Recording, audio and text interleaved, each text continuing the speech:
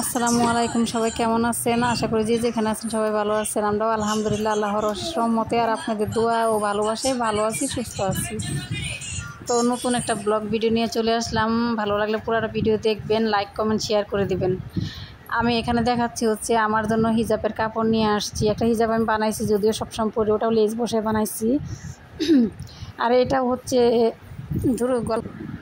এটা হচ্ছে আমি লেস বসাবো এই কাপড়ের উপরে। সাদা লেসটা দিলে দেখা যাচ্ছে সুন্দর লাগবে, সেজন্য নিয়ে আসছি। আর এখানে দেখতে পাচ্ছেন গজ কাপড়ের, মানে আমি এইগুলো গজ কাপড়গুলো আনছি বাসায় পরার জন্য, জামা বানাবো। আর সব কটা জামার ভিতরে আমি লেস বসাবো। গজ কাপড়ের মধ্যে লেস দিয়ে জামা বানাইলে পরে অনেক সুন্দর লাগে, ভালো লাগে। আর আমি সেজন্য নিয়ে আসছি। আর এই মিষ্টি কালারটার সাথে সাদা কালার লেসটা ভালোই লাগবে, যেহেতু সাদা ফুল আছে। আর মিষ্টি কালারটার সাথে আমি সাদা লেসটাই দিব। আর ওটার সাথে নিচে যেটা দেখাচ্ছি খয়েরি কালার কাপড়টা, আর একটা কালার কাপড়, গোলাপি কালার খয়েরি মিলায়া, তো ওটার মধ্যে আমি খয়েরি কালারের লেস দিব। আর এই যে মিষ্টি কালার সালোয়ার।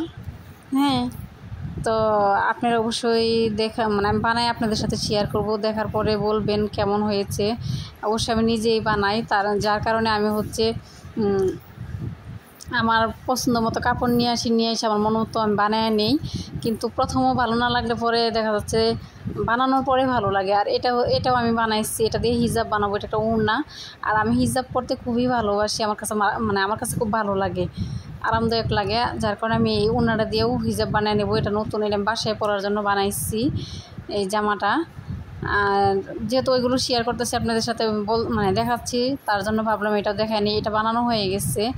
আর আপনারা অনেকেই জানেন না, আমি কিন্তু নিজের জামা কাপড় নিজেই বানায় পরি। আর আমার 2 মেয়ের জামা কাপড় আমি নিজেই বানাই, দর্জি দিয়ে, বাইরে বানাই না। আর এখন যে মজুরি আসলে অনেক বেশি খরচ করে জামা বানাইতে গেলে, কারণ একটা নর্মাল ড্রেস বানাইতে গেলে 200-250 টাকা নিচে না। আর ওটার সাথে যে সালোয়ারের কাপড়টা, তো যাই হোক, আপনারা কিন্তু অবশ্যই কমেন্টের মাধ্যমে জানাবেন আমার জামা কাপড়গুলো কেমন হয়েছে, পাশে থাকবেন। আর হচ্ছে আমি কিছু কাঁচা বাজারও করে নিয়ে আসছি, পাশাপাশি যে পুঁই শাক নিয়ে আসছি, তাই ভাবলাম আপনাদের সাথে শেয়ার করি। পুঁই শাকটা খুবই সুন্দর। পাশাপাশি মিষ্টি কুমড়ো নিয়ে আসছি।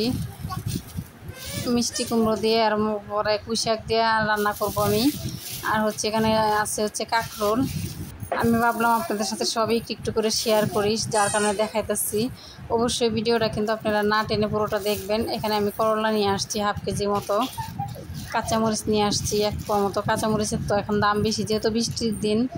আমি ভিডিওটাকে কিন্তু বেশ কয়েকদিন আগে করে রাখছি, সারবো করে, আর সময়ই পাচ্ছি না। আর দেখতে পাচ্ছেন এখানে আমার মেয়ে কিন্তু শাক বেছে দিচ্ছে আমাকে। আর এখানে আজকে যে ভিডিওটা আমি আসলে ছাড়তেছি, সবটা হচ্ছে আমি একটু করে নিয়ে রাখছি। আমি ভিডিওটা এডিট করবো, যখনই ছাড়বো, সেই সময়টাই আমি আসলে পাই না। হ্যাঁ, এখন দেখতে পাচ্ছি আমার চ্যানেলে আমি কোনো ভিডিও ছাড়তে পারতেছি না, ভিডিও করার নেই। তাই ভাবলাম যে যেহেতু আমার একটু করে ভিডিও জমা আছে, আমি যদি একটা এডিট করে বড় একটা লং একটা ভিডিও বানিয়ে ছাড়ি। তো এইগুলো হচ্ছে দেখতে পাচ্ছেন আমার মাসিক যে বাজার, মাসে যা যা লাগে সেই বাজারগুলো আমার হাজব্যান্ড একদিনই করে দিছে। সে তো সময় পায় না। শুক্রবারেও দেখা যাচ্ছে বেশিরভাগ ডিউটি করা লাগে, কারণ যেহেতু কাজের চাপ অফিসে, এখন একটু সময় বের করতে পারে না। তো সে হচ্ছে মাসিক যে বাজারটা সেটা একবারেই করে ফেলে, পরবর্তীতে আর কোনো ঝামেলা থাকে না। তা যাই হোক, অনেক কথা বললাম, ভুল ত্রুটি হলে ক্ষমা দৃষ্টিতে দেখবেন। ভালো থাকবেন, আল্লাহ হাফেজ।